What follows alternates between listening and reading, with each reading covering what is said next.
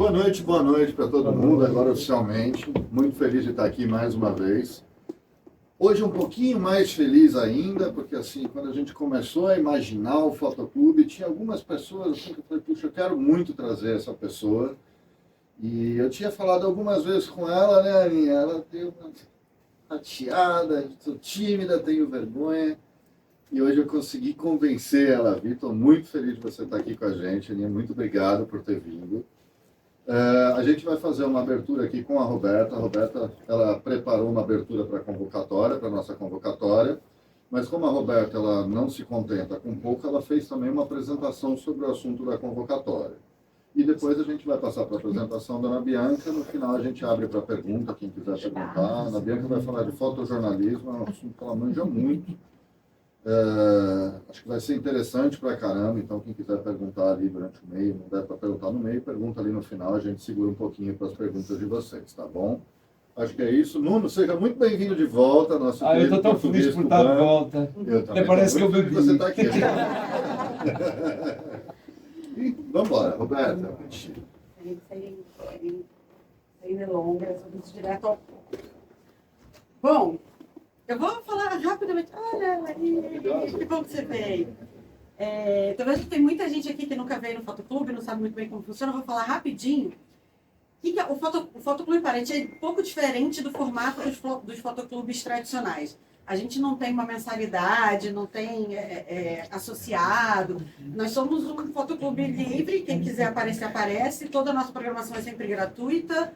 E a gente faz encontros mensais aqui no Sesc, sempre uma vez por mês. Então a gente sempre divulga, quem quiser pode aparecer. E além disso, a nossa outra ação são as convocatórias que a gente faz, né? São editais que a gente abre para as pessoas inscreverem fotografias dentro de um tema. E no final a gente faz uma curadoria, de vez em quando a gente chama curadores convidados para votar, né, escolher essas fotos junto com a gente. E a gente faz as exposições. Algumas exposições são digitais, né, são virtuais, a gente exibe aqui mesmo, e algumas são impressas. E dessa vez a gente vai ter uma exposição impressa. A gente ganhou um edital da prefeitura, na verdade o PENAB, né, da Lei Aldir Blanc, e agora vamos fazer com esse patrocínio, né, com esse edital, a gente vai conseguir fazer uma exposição impressa. Então, hoje eu vou falar um pouquinho de como vai ser a convocatória para essa exposição impressa. Então, vai ser a próxima exposição coletiva do Fotoclube Paraty. Bom, vão participar 25 fotógrafos, vão ser 20 selecionados, 5 convidados. A gente está pensando em fazer esses 5 convidados, os 5 curadores, né? As pessoas que vão ajudar a gente. Então, a gente já busca aí 5 pessoas. Na verdade, 3 pessoas para juntar com a gente, para a gente, né, entrar como convidado também, porque eu também quero estar na exposição. Simples assim. O lançamento da convocatória vai ser até 30 de junho. Eu estou só terminando de confirmar algumas coisinhas, que eu sou dessas, sou chata, só vou lançar quando tiver tudo confirmadinho. Mas já até dia 30 de junho o formulário já vai estar no ar, a gente vai fazer uma ampla divulgação em todos os nossos canais, todas as nossas redes. Pode entrar. Olá.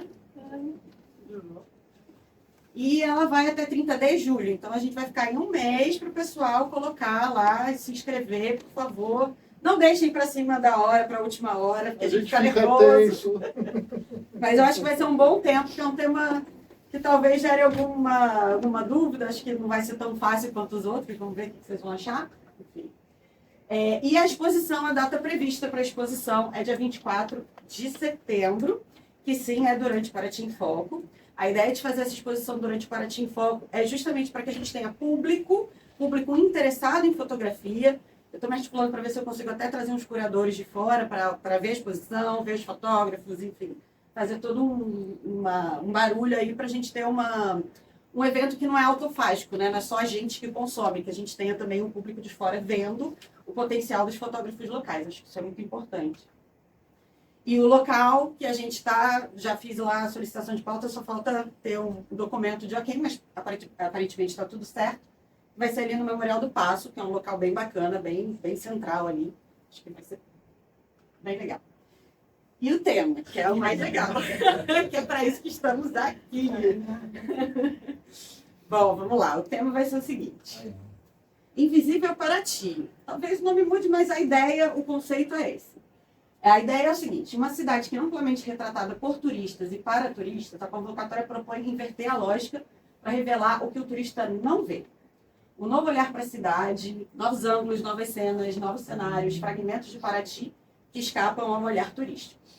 O objetivo dessa convocatória, que era o objetivo, inclusive, do projeto que a gente escreveu, é ampliar o debate sobre diversidade cultural e estética, revelar histórias ocultas e cenas que fogem do convencional, desafiar fotógrafos a sair da caixinha quando o assunto é Paraty. E aqui eu botei algumas coisas que a gente vai procurar, algumas coisas que vão orientar a gente na escolha das fotos. Que é narrativas autênticas, lugares invisíveis, periferias, detalhes, cenas marginais, composições incomuns e inesperadas, misturas de estilo, montagem, composições fotográficas, fotografias que causem emoções como surpresa, espanto, estranhamento, deslumbramento. A gente quer, sei lá, loucura. Alguma coisa que realmente dê uma mexida aí, que saia do padrão. Porque, assim, Paraty é uma cidade linda.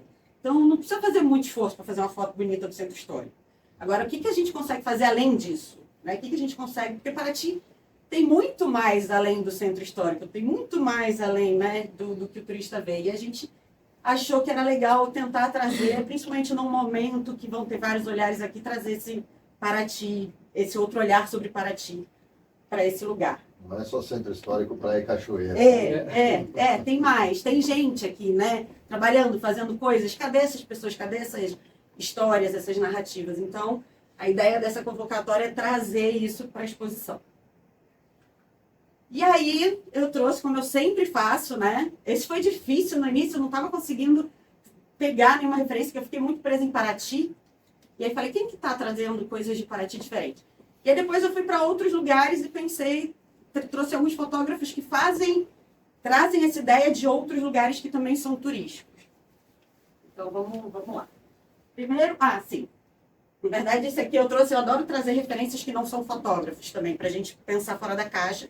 Eu acho que a gente não pode ficar tão preso também só na fotografia. A gente tem pintura, a gente tem um monte, enfim, escultura, tem um monte de outras vertentes artísticas que podem contribuir com o nosso olhar. E eu acho que esse cara faz umas coisas muito interessantes, misturando fotografia e pintura. E eu super acho que isso podia ser Paraty, inclusive. Quando eu olhei, bati o olho, falei, nossa, que coisa inusitada, interessante, diferente. Faz né?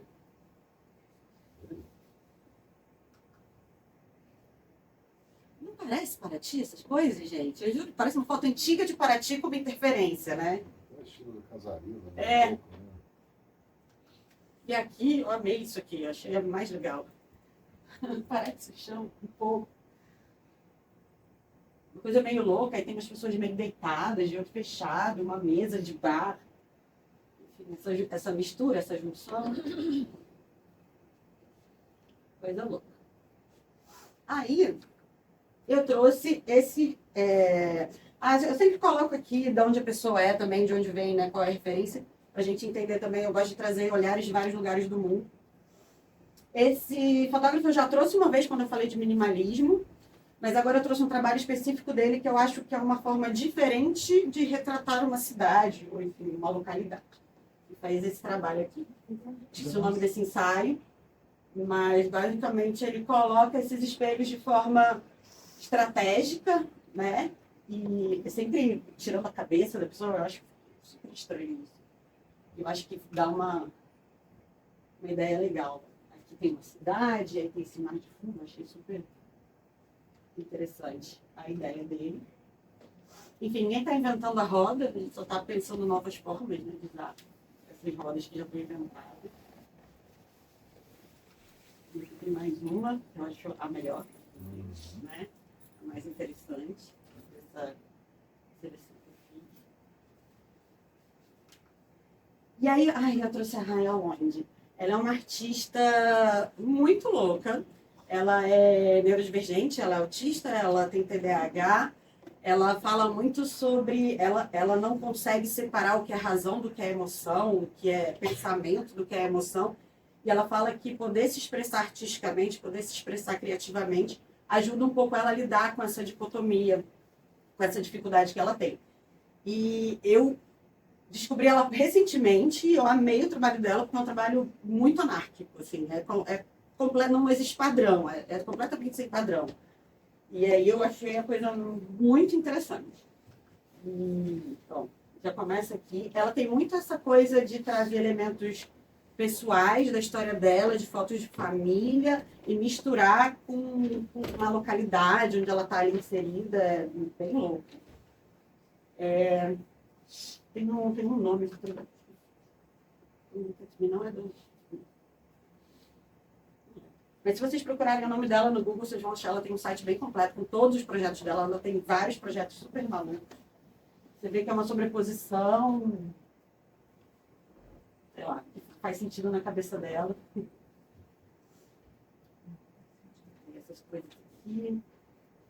Ela usa umas estampas também. Eu nem sei como que é o processo dela, o que ela vai colocando, como que ela chega no resultado final. Ela chamou o lugar mais seguro que ela conhece. Aqui, né? E aí eu acho que ela é criança mesmo, ela tem muita essa coisa de usar fotos dela antigas, sabe? E também é uma forma de se apropriar do lugar, né? Essa coisa da memória, do afeto. Só que desse jeito dela, completamente fora do tradicional. Ela também usa as mesmas fotos, às vezes, em vários projetos de formas diferentes. Isso é uma característica que eu percebi dela. Eu acho bem legal. Vendo aí, agora ela já botou umas fotinhas ali no canto. Não tem muito um padrão que ela segue. E eu adoro isso, porque eu sou viciada em padronizar tudo. Então, quando eu me deparo com isso, eu falo, caramba, que legal. Eu acho que é a mesma foto que eu tenho aqui. Deu pra ver que eu gosto dela, eu trouxe mais coisa dela do que dos outros. Acho que eu gostei mais. As coisas bem doidas, mostrada aqui. Muito significativo. Make it stop, ela tem essa coisa de fazer essas interferências com palavras também. E eu trouxe o Marcos Chaves, que é um artista brasileiro, carioca, e ele tem um trabalho já há bastante tempo, já bem recorrente, assim, de trazer cenas do cotidiano, cenas de algumas cidades, de alguns lugares por onde ele passa. E aí ele já tem um pouco esse olhar de trazer coisas diferentes das cidades, né? E ele tem esse trabalho aqui, que chama Buracos, que eu acho sensacional. E aí ele está colecionando fotos de buracos desde 1990. E aí, em algum momento, ele juntou isso, fez uma exposição. E aí ele tem milhares de fotos de buracos na rua. E eu acho muito interessante também, porque isso é muito uma característica de lugares invisíveis, né? Os lugares geralmente mais abastados não têm esses problemas, né? Geralmente são lugares que ficam ali à margem e que resolvem problemas, né? As pessoas que estão ali resolvem problemas de formas muito criativas. Eu acho que, na verdade, a série dele traz isso, né? As pessoas resolvendo buracos que o Estado não conseguiu resolver de formas extremamente criativas. Enfim, a série dele é gigante, eu não trouxe todas, nem caberia aqui. É mais para dar uma ideia, né, de lugares para onde a gente pode ir. Mas eu achei particularmente genial, que aí vai ao encontro do que eu gosto, que é coleção. Eu gosto de colecionar coisas que falam da mesma coisa. Então, eu já, adoro esse tipo de trabalho. E aí eu trouxe... Aí essa é uma outra série dele chamada Prótese. Mas, de novo, é um olhar para a cidade e para coisas que destoam, né? Então, ele tem essas coisas que dão nervoso, né? Para quem tem toque. Mas é esse olhar para o diferente, né? O que não tá... E o que eu acho mais legal é que consegue brincar com essa coisa do nome, né? Chamar uma coleção de prótese. Eu acho bem interessante. Eu adoro esse tipo. Prótese é muito bom. Já dá uma camada extra de significado, né? Esse é um outro trabalho dele, que eu acho muito interessante, que eu trouxe especificamente por uma questão. Se chama Amar é Simples, Amar é Complexo. Tem 2 fotos. Tem mais fotos dessa série. Eu trouxe essas 2 porque para ter as 2 as duas faixas. Essas faixas, ele mesmo faz e ele que coloca no lugar. Então, é um trabalho de intervenção mesmo, um trabalho de intervenção urbana. E aí ele faz a foto e aí tem todo o significado que é ali na Avenida Brasil, que é perto da maré. E aí ele brinca que é a maré dos carros, né? Os carros se transformam numa maré.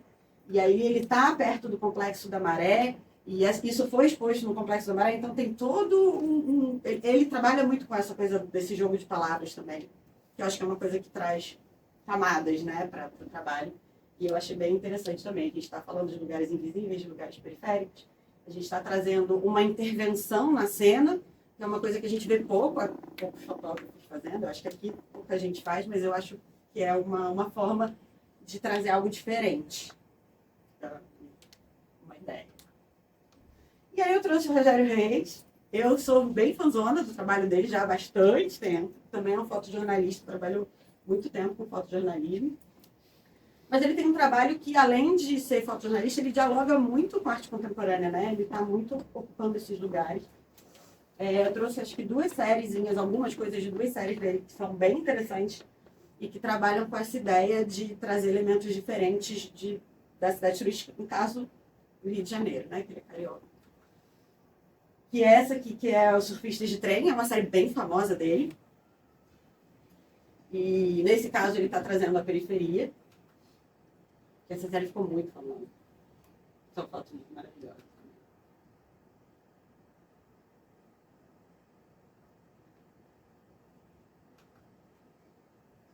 Esse é um beat, o mesmo é exatamente assim. Não são 2 fotos que eu coloquei, não. Ele vende assim mesmo. As duas formando uma.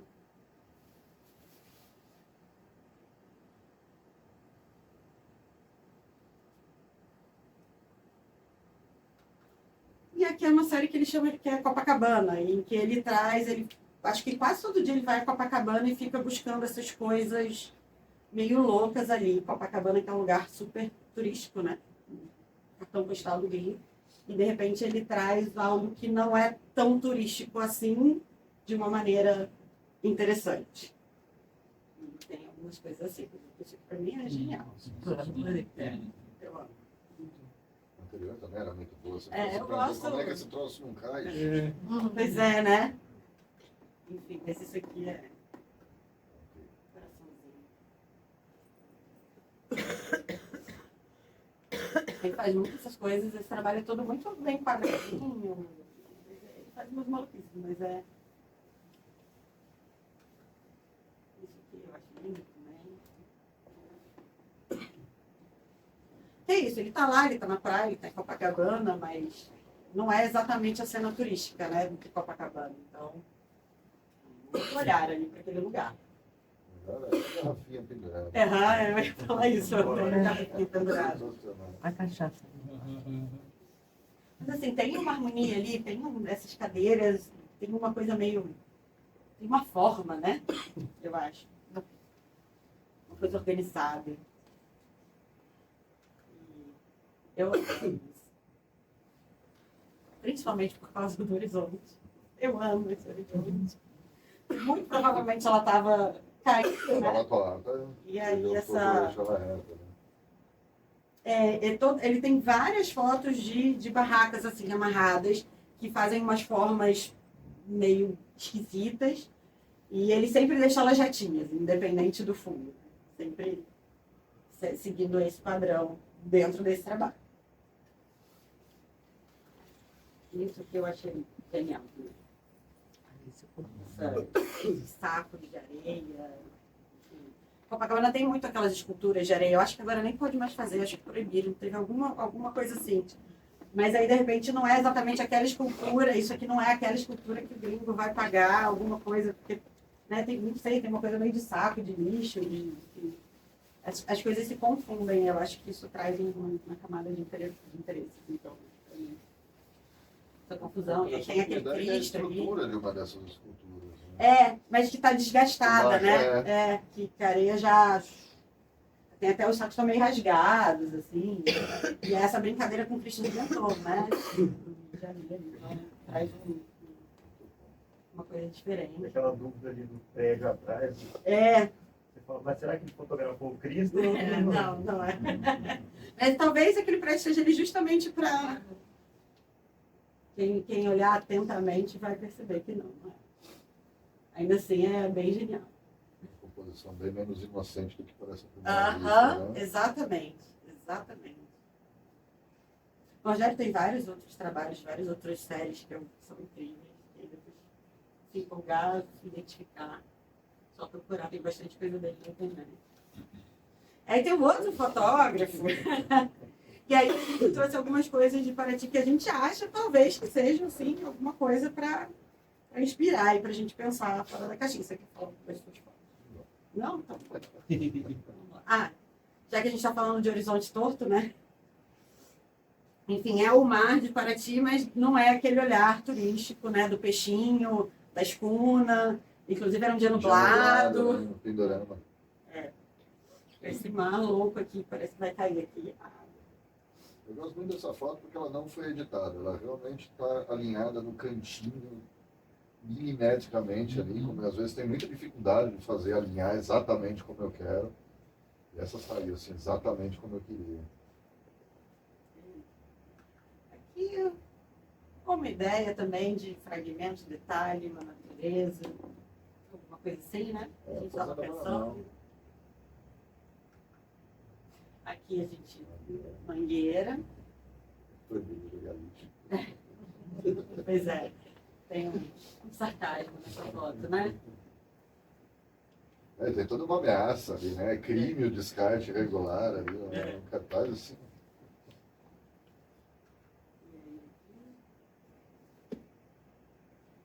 Tem muito, né? Eu adoro a assinatura embaixo. Guia Limeira dos Santos, alguma coisa assim. Acho que é pimenta. Pode ser pimenta. Se a Esméria falou que é pimenta, certeza que é pimenta. Estou de longe. Parece limeira, não sei. Acho que parece mais limeira. É um peixe. É uma pimenta, não sei. Aqui o pessoal é da NET? Na verdade, talvez está lendo o do Elon Musk, o Estava instalando na internet. Starlink. Starlink. Então é o povo do Starlink. Trabalha. Coitado, isso foi do lado, dentro do quintal da minha casa, a gente mora do lado do Red Market, eu estava instalando no Red Market. E aí, de repente, o menino olhou assustado para mim, porque eu estava com a câmera lá tirando foto. Eu posso fazer nada, tudo bem, pode sim. Agora vem que eu mais gosto. Agora na boa, essa é uma mangueira também. Mangueira, de novo esse lugar dessas confusões.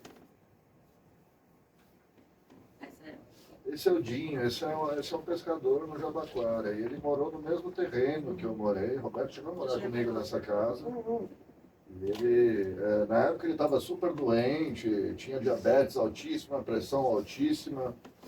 Parecia que em algum momento ele foi internado. A gente jurava que ele não ia durar muito. E eu reencontrei ele agora. Essa foto deve ter no máximo um ano. Em algum momento eu fui fazer um revival lá no Jabaquara, pegar um amanhecer e eu encontrei ele.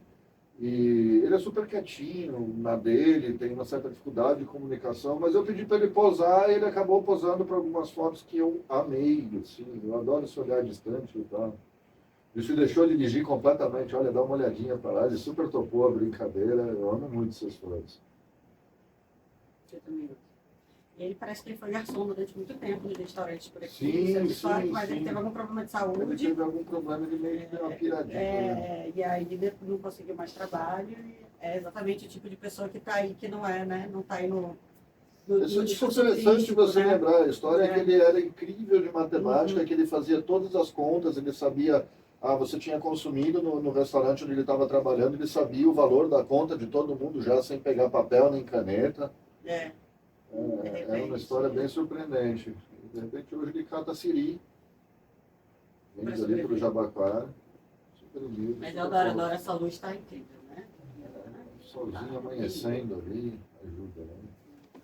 E você fez essa dele também, que eu acho lindíssima. Na hora que eu encontrei ele, está me fotografando, ele não lembrou de mim de cara, aí começou a conversar com ele, ele lembrou. Enfim, novo, né? Jabaquara, turismo, mas não é, né? E aí, para encerrar, eu trouxe uma outra fotógrafa. Trouxe umas coisas muito loucas também que eu fiz. Eu ia trazer umas outras coisas, mas eu de repente olhei para essas fotos e elas estavam meio que num limbo, era meio que tipo um lixo, sabe? Porque elas são muito esquisitas. Elas têm uns cortes muito esquisitos. Só que eu falei, já que a gente está falando de esquisitice, né? De sair fora da caixinha, eu resolvi trazer. Não me julguem. Eu estou muito viciada em fazer um tratamento de imagem um pouco mais ruidoso, mais sujo. Eu estou gostando muito disso. E aí eu estou indo para esse lado. E é isso aqui. Não é uma composição que eu faria normalmente, mas é fazendo essas coisas sem cabeça. Tudo foi feito na Mangueira, né? Essa aqui acho que dá para reconhecer ali, né? Na Praça da Paz. Aqui é uma daquelas luzes também. Na verdade, a coisa do sem cabeça tem muito a ver com essa coisa do uso de imagem, né? Eu meio que para fugir dessa coisa e não ter muito problema, eu comecei a cortar a cabeça das pessoas. Mas aí depois eu achei que é uma esquisitice. Então, acho que ainda preciso me debruçar um pouco mais, mas que pode dar alguma coisa legal. Hoje, o trecho que eu li, o capítulo que eu li, ele estava questionando essa questão do direito de uso de imagem. Aí ele fala que na rua, ele chuta o pau da barraca, mas só que em lugares privados, aí ele já tem. E animal também, ele falou que tem uma questão que animal pode ser fotografado sem problema algum, mas aí vai depender de quem está sendo fotografado. Você tem que, caso aconteça alguma coisa, tem que ir lá e mostrar o trabalho com essa de autorização como o Guido fez. Tem todo um diálogo. Ele colocou ali em uma página, que é cada capítulo do livro é uma página, e ele colocou, ou duas, e ele colocou esse questionamento. Para além disso, eu também tenho uma coisa que geralmente as pessoas não fazem parte do meu universo. Você estava aqui da outra vez, quando apresentei, eu não trabalho muito com pessoas, não é uma coisa que me chama atenção. Então, de certa forma, também trazer pessoas para mim é um outro lugar que eu ainda estou tentando entender como é que faz. Eu não... Oi? Mundo de Nárnia. Sei lá, geralmente as pessoas não me interessam tanto. Eu gosto de fazer essas coisas doidas. E eu gosto de contraste também. Eu gosto de dar uma exagerada no contraste. Isadora, de novo, eu não cortei a cabeça dele. Ele mesmo cortou. Quando ele entrou, parece que ele entrou com a cabeça e deixou um pouco para fora. O cachorro está pensando se vai atrás ou não. Exatamente. Você vê que é um tratamento completamente diferente do que você faz, né? Depende, ele vai muito na linha do que eu faço na série de retratos. Ruído alto, contraste Mas alto. o meu ruído é depois mesmo. Assim, Eu coloco depois, Sim, isso me lembra o meu tio Paulo em Realengo. Essa barrigona de fora.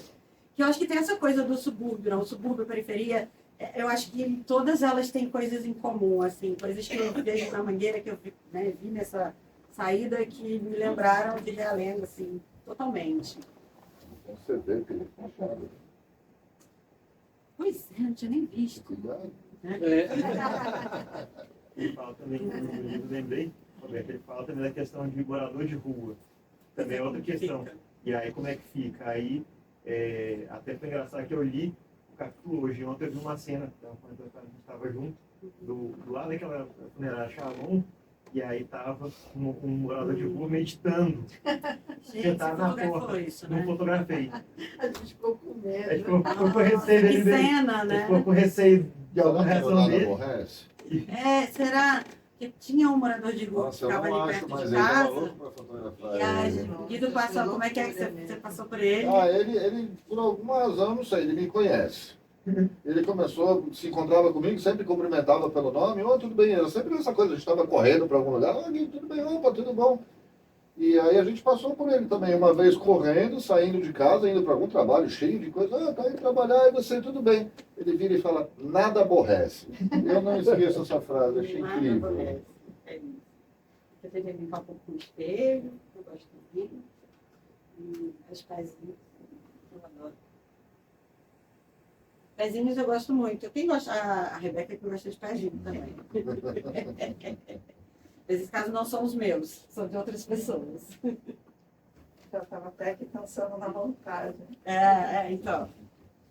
E esse aqui é também uma brincadeira que eu fiz, pipa, né? Uma coisa muito característica. E aqui era uma menina que estava colocando alguma coisa no celular para tocar, para eles ouvirem. Ela estava dançando com o menino. E eu também achei que... Eu gosto muito de brincar quando eu faço essa composição uma do lado da outra, de meio que dar essa sensação de que uma não termina, né? Que tem essa... Tanto aqui, pelo menos eu tentei, né? Elas meio que se juntam, assim. Meu Deus. Também não precisa encaixar tão certinho. Na verdade, quando eu comecei, eu tentava encaixar muito perfeitamente. Aí, como eu estou nesse fluxo de tentar ser um pouco mais anárquica, né? Mas mesmo assim eu não consigo muito, não. Mas era isso. Era isso que eu queria mostrar para vocês, dar essas ideias. Muito bom.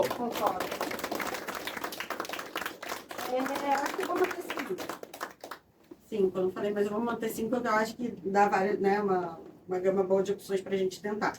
A dica que eu dou é, tentem colocar coisas diferentes, não tipo fotografias de uma mesma série. Né? Eu trouxe série aqui, mas é porque, como eu falei, é uma coisa para inspirar, não é para a gente ficar preso, né, para dar uma enlouquecida mesmo. E vocês vão compartilhar isso com a gente depois? Vou botar lá no grupo do Fotoclube.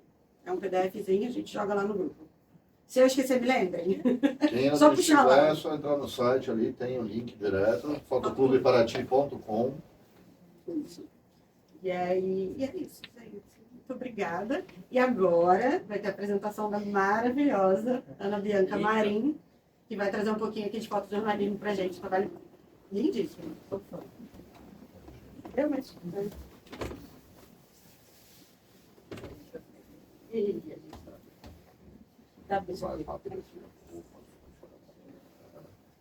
Oi, gente, boa noite, boa noite. Obrigada aí, Guido, Roberta. Como falou, o Guido estava atrás já, né? Estava tentando e estava esquivando. Esquivando porque eu tenho vergonha, tá, gente? Então, vou mostrar o meu trabalho aí. Se alguém tiver uma pergunta durante a apresentação, pode mandar, ou senão no final a gente dá uma paradinha e faz uma pergunta e respostas. Eu vou falar um pouquinho do fotojornalismo. E vou estar usando minhas fotos, tá? Poderia, né, ter trazido fotos de outras pessoas, já que a gente está aqui se apresentando, então vamos embora. E não sei quantas pessoas aqui são fotógrafos ou não, mas eu decidi fazer uma apresentação um pouco menos técnica, tá? Então é só realmente visual, mas depois, se alguém quiser alguma informação mais técnica também, é só perguntar, depois eu posso passar o contato, tá? Um pouquinho sobre mim, então, Ana Bianca Marim, prazer. Nasci e cresci em São Paulo. Eu me formei em fotojornalismo, uma coisa que para mim fazia muito sentido, porque eu sempre gostei do aspecto artístico da fotografia, ou das artes mídias, artes plásticas em geral, mas eu queria um olhar um pouco além da arte. Então, eu queria alguma coisa que pudesse, de alguma forma, impactar o mundo, numa visão talvez um pouco ingênua ou otimista, acreditando que, de repente, talvez é possível, mas através de um trabalho com arte você poderia fazer um impacto grande na sociedade. Então, encaixou muito bem esse trabalho de fotojornalismo. E depois fiz um mestrado em Relações Internacionais, porque eu acho que isso é fundamental para quem realmente quer entrar a fundo no projeto, no trabalho de fotojornalismo, para você realmente entender o que está acontecendo. Então, não é só tirar foto, é entender todo o contexto, a geopolítica, a geopolítica, tudo que está por trás da situação onde você está se inserindo, e não só aquele momento, né? Para você chegar num momento onde você está tirando a foto, existe todo um antes.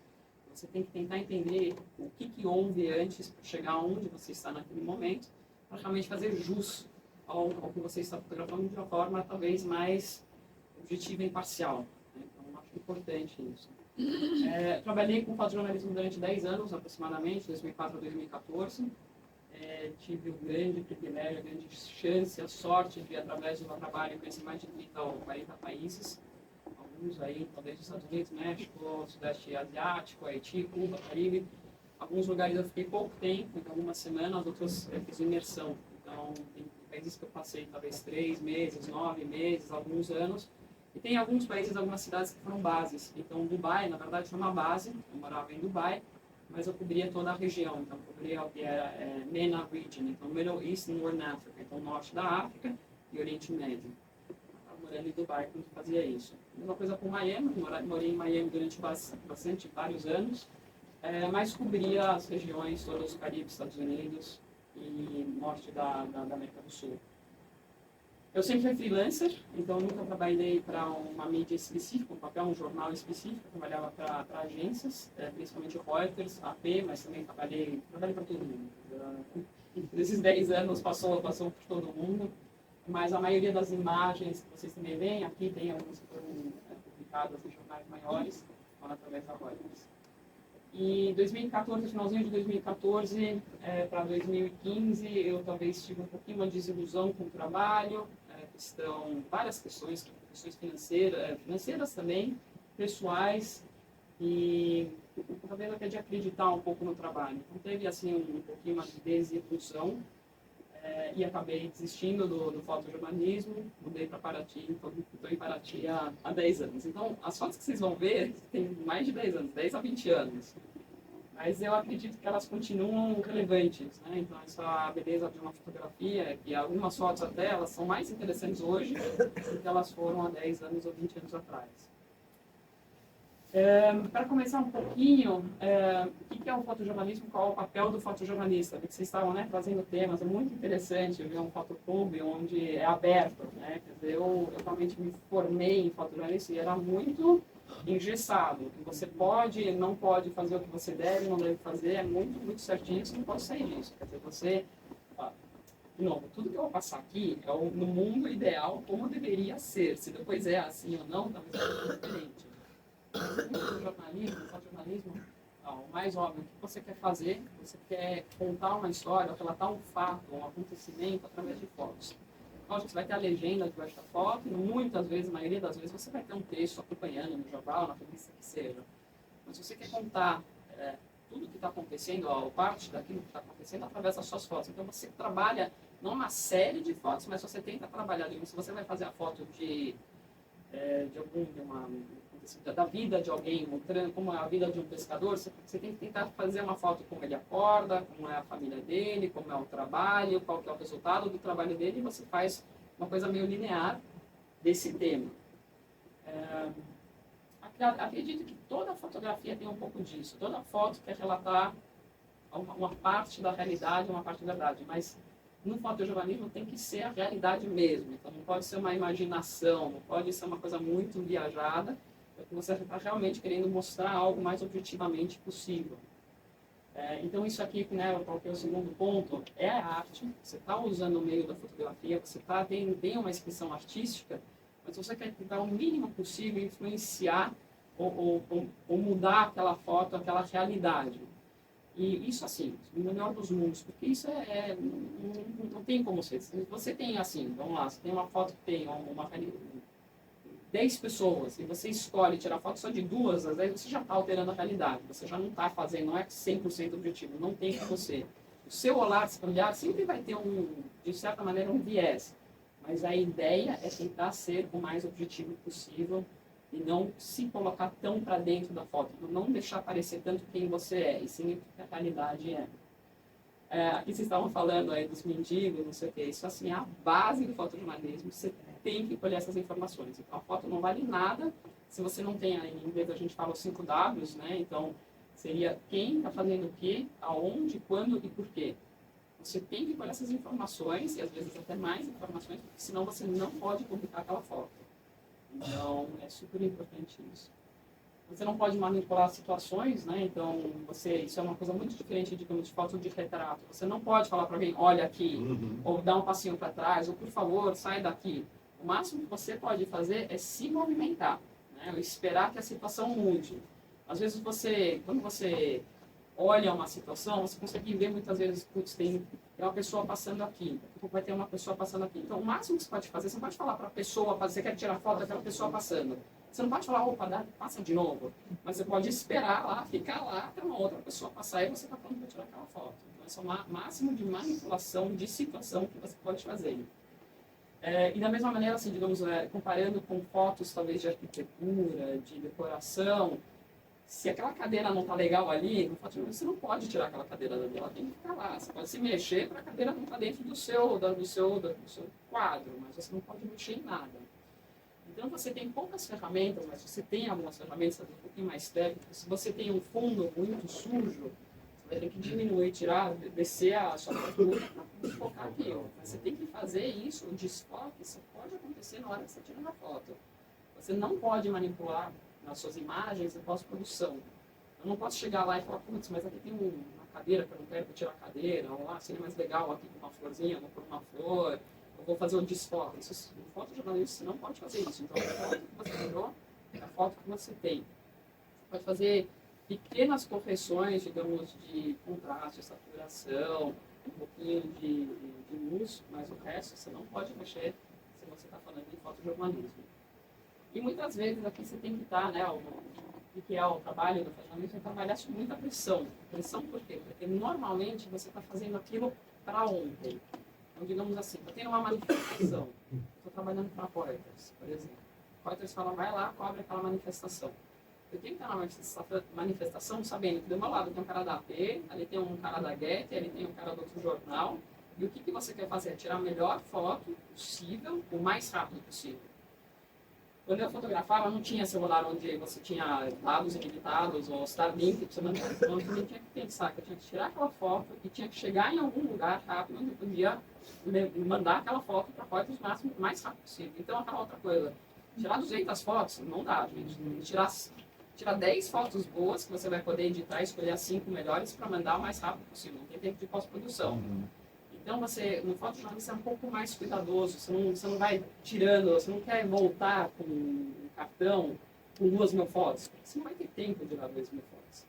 Então, tem essa pressão de você pensa um pouco mais como na época do filme. Você tem 36 fotos. Você tem um filme, ou 24 ou 36, você tem que tirar essas. Acabou, vai lá, manda e manda embora. E muitas vezes isso acontece em zonas que são hostis, né? Então, mesmo uma manifestação, você está lá, você não está com nada a ver, mas aí começa a vir a polícia, aí começa a vir um tiroteio, começa a vir a fumaça, não sei o que. Então, você tem que tirar a melhor foto possível, se preservando também. Então, tem toda essa parte da pressão do fotojornalismo. Então, é um pouquinho diferente da fotografia artística, mas tem elementos que se unem. Eu vou falar agora do meu último grande projeto que eu fiz, foi o Haiti.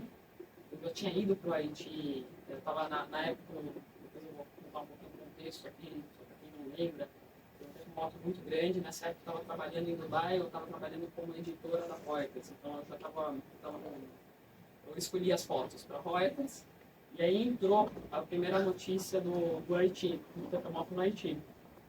E aí eu virei pro meu chefe e falei, olha, eu vou. Eu sei que eu estou aqui, mas eu não estou aqui, eu fui. Eu quero ir, eu já tinha ido para Haiti, eu já falava um pouco teórico, falava francês, falo francês. E sabia um pouco como é a navegação no Haiti, principalmente em Porto Príncipe. Eu tinha feito um trabalho com o pessoal do Camp Charlie, que é a Minustar, os brasileiros que estavam lá. Então eu tinha um pouquinho de suporte, eu conhecia muita gente que estava indo também. Então, de certa maneira, me deu um respaldo. E mesmo sabendo de tudo isso, né, vocês imaginam, depois eu vou passar para o próximo slide com algumas informações, mas o país estava devastado. Então, para você conseguir chegar em Porto Príncipe é muito difícil. Então, eu cheguei 2 a 3 dias depois do terremoto, até conseguir chegar em Porto Príncipe. Só para lembrar, tá? Não sei quem lembra disso não, mas foi no comecinho do ano de 2010. Foi um terremoto muito forte mesmo, foi a 20 quilômetros mais ou menos da capital de Porto Príncipe, foi na magnitude de 7. Estimados aí de 200 a 300 mil mortos, e mais de 350 mil feridos e muita gente amputada, e um quarto da população de Porto Príncipe ficou desabrigada, assim, em alguns minutos. Então, de novo, para chegar lá era extremamente difícil, porque você não tinha absolutamente nada. Não tinha óbvio, não tinha água, não tinha luz, não tinha nada de supermercado, não tinha nada. É uma cidade realmente em crise, um país em crise. E eu fui com uma mochilinha, eu levei nozes e frutas secas, água e 2 trocas de roupa e equipamento. Você não podia chegar no país falando, opa, Cruz Vermelha, me dá uma água aí, por favor, né? Então, você tinha que levar tudo que você fosse usar, pelo menos para a primeira semana. E aí encontrar também, né? Ficar, é importante também no você ficar amiguinha dos caras que tem, né? Você era muito amiga do pessoal da CNN, porque eles tinham link de satélite. Então, você chega lá, você dá algum jeito, fala para eles, ó, tá tendo lá, tá tendo guia ali, tá acontecendo uma coisa, vai para lá, e troca, me dá 10 minutos do seu link de satélite para mandar as minhas fotos. Isso é bem importante também, você ter muita conexão com outras pessoas talvez um pouquinho maiores que você, para você ter como mandar, porque não tinha internet, não tinha absolutamente nada. Vão ter algumas fotos fortes, tá? Mas eu acho que não tem criança aqui, então não tem o que fazer, fecha o olho, eu acho, né? Mas eu vou mostrar e algumas dessas fotos, elas nunca foram publicadas, elas nunca nem foram para as agências, porque elas são muito brutas, tá? Então a gente tem uma regra de que se você não consegue, a regra do jornalismo é, se aquela a foto não pode ser a capa do jornal, que uma criança pode estar pegando e olhando, você nem coloca ela dentro. Mas aqui com uma foto filme, eu coloquei algumas dessas fotos. Eu não vou falar sobre cada foto, mas vocês vão ver algumas coisas que a Roberta falou de cortar, enfim, de como você mexe com o seu framing. Isso é igual, seja para fotojornalismo ou para arte. Eu vi da rua, você fotografava mais JPEG, RAW ou JPEG? Eu fotografava JPEG, não tinha tempo. Você não tem tempo de editar, né? Não tinha tempo. Era tudo JPEG, eu tinha as câmeras, deixa eu tirar essa foto. Eu tinha as primeiras câmeras digitais que existiam no mercado. Eu comecei trabalhando com filme e era 20D, era o 20D, era a primeira câmera da Canon digital. Eu tinha duas câmeras e 3 lentes só. Geralmente lente de longo alcance? Não, eu gosto muito de wides, então a minha lente principal era 16-35, usei bastante a 24-70, mais menos, e depois eu tinha 70-200. Mas eu usava pouco a 70-200, era realmente só para conseguir. Se eu precisava muito desfocar o fundo e fazer uma compressão, eu usava a 200. Mas eu gosto muito da 16-35. Isso dá duas câmeras também, porque não Isso. dá para trocar lente, né? Eu tinha 16-35 e a 70-200. E a 24-70 eu tinha na bolsa.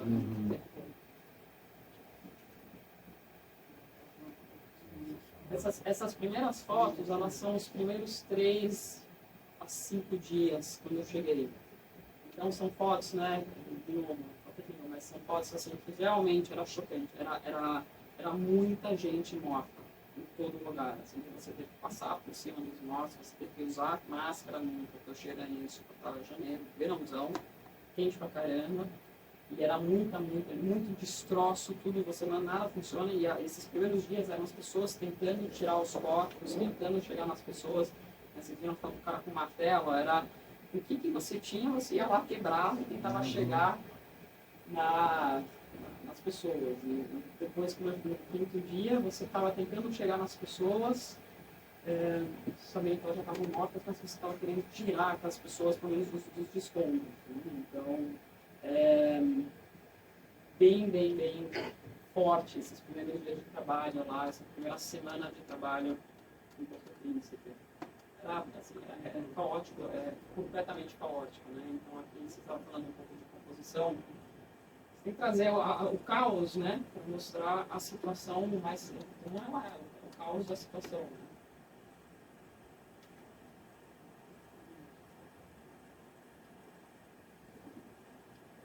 Era um trabalho fundamental até para atrair ajuda para o país também. Sim, tem uma coisa que, né, você, qual que é o papel do fotojornalista, talvez poderia ter falado isso lá atrás. Então, tem uma questão um pouco de ética também, moral, que às vezes é muito difícil, porque você está numa situação, por exemplo, você poderia tirar a câmera e começar lá a ajudar a cavar, né, não sei o quê, mas isso não é o seu papel. O seu papel não é estar lá para tirar a pedra e ajudar com isso. O seu papel é documentar aquilo. Então, mesmo quando eu estava na universidade, era uma temática muito grande, porque isso te corrói muito, né? Então, mas era a questão, por exemplo, se você está em algum lugar fotografando um vilarejo X, precisa ir até o rio para pegar água, para trazer a água até em casa. Não adianta nada você ir lá e ajudar a criancinha ou ajudar a senhorinha a pegar o balde de água do rio. O seu papel é tirar foto daquilo e torcer para que as suas fotos cheguem os órgãos, que sejam órgãos públicos, cheguem nas ONGs, chegam onde é para chegar, para o pessoal ir lá e fazer um poço no vilarejo. Né? Então, essa é a ideia do seu trabalho. O seu trabalho não é ser mais uma pessoa ajudando lá naquela mão na massa, é tentar divulgar essas fotos ou essa realidade para o máximo de pessoas possíveis que possam aí com mais recursos realmente fazer algo em relação àquela situação. Essa aqui agora a gente entra na segunda fase, digamos assim, do meu estar lá, que começou depois do dia 5 ou a 7, na segunda semana, começaram a chegar a ajuda, né? Mas né, primeiro, assim, as primeiras coisas eram um caos total e era assim, tentar salvar o máximo de pessoas, tentar tirar o máximo de pessoas dos escombros possível.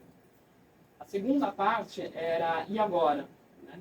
E agora? Agora a gente precisa de comida, a gente precisa de água, a gente precisa de algum tipo de moradia, que seja, e a gente precisa se livrar dos corpos. Quer dizer, voltando, 200 mil mortos em uma cidade, isso é 10 vezes o número de Paraty, praticamente, em poucas horas mortos. O que você vai fazer com esses corpos todos? Né? Às vezes são famílias inteiras, você não tem como... Ninguém vai buscar o corpo no IML, não tem, é muita gente. A estrutura não funcionando, sem infras, estradas que você não consegue passar um carro, né? Então, realmente muito, muito difícil. E aí, uma das primeiras coisas que a UN fez, né, as Nações Unidas fizeram, foi fazer covas enormes e fazer mass graves, né? Então, covas conjuntas e jogar todo mundo lá dentro, enterrar, jogar, enfim. Tem dignidade, mas você tem que tentar salvar as pessoas que ainda estão vivas, né? Porque aqueles mortos ficando no sol, e, enfim, isso gera doença, pode gerar um novo problema. A pandemia aconteceu, né? Depois veio a cólera logo em seguida, que se fala que foi por causa disso, de certa maneira. A gente sofreu esse ano aí de 2010, foi uma coisa atrás da outra. Mas então foi esse logo o primeiro trabalho, né, da pessoal das Nações Unidas, da ajuda humanitária em geral, né, um grande foi vamos tirar esses corpos da cidade. E aí nesse ponto já tinha bastante atenção da mídia. Então isso depois no final também, adiantando um pouco, foi um pouquinho onde eu também me perdi um pouco a ilusão, né, eu me desilusionei um pouco que realmente aconteceu uma coisa terrível, catastrófica. Eu estava tirando foto disso, mas desse lado tinham 10 fotógrafos e desse lado tinham 10 fotógrafos, meio que tirando a mesma foto. Eu virei e falei, cara, aqui, gente, tipo, sabe, precisa de todas essas pessoas aqui tirando a verdade. Nós somos 20 pessoas que estamos usando fotos, estamos usando não sei o que para o ego, né, para você tirar aquela foto, sabe? E a verdade não vinha. Foi estimado que para reconstruir Porto Príncipe precisariam de 14 bilhões de dólares. E todo mundo, vamos conseguir, vai ter. Falaram que tinham 14 bilhões de dólares, chegaram menos de 3. O resto se perdeu. Se perdeu a agência, se perdeu na política, se perdeu no governo. Então, isso tudo vai te correndo um pouco quando você está fazendo lá o trabalho, né, tentando fazer o seu melhor, mas você tem que, não sei, no final das contas, é tudo meio que não funciona tão bem como deveria. O sistema o sistema todo, e não é um país, são todos os lugares. Né? Então aqui agora tem algumas fotos dessas covas, né? Tudo meio que trabalho voluntário, né? As próprias pessoas enterrando amigos, amigos. E assim, eram montanhas. Tá? O pessoal vinha com o caminhão e jogava o corpo. Então, aí vinha uma cara, pegava e jogava ali para fora. Então, isso aconteceu durante uma semana, mais ou menos, até conseguir limpar a cidade, né?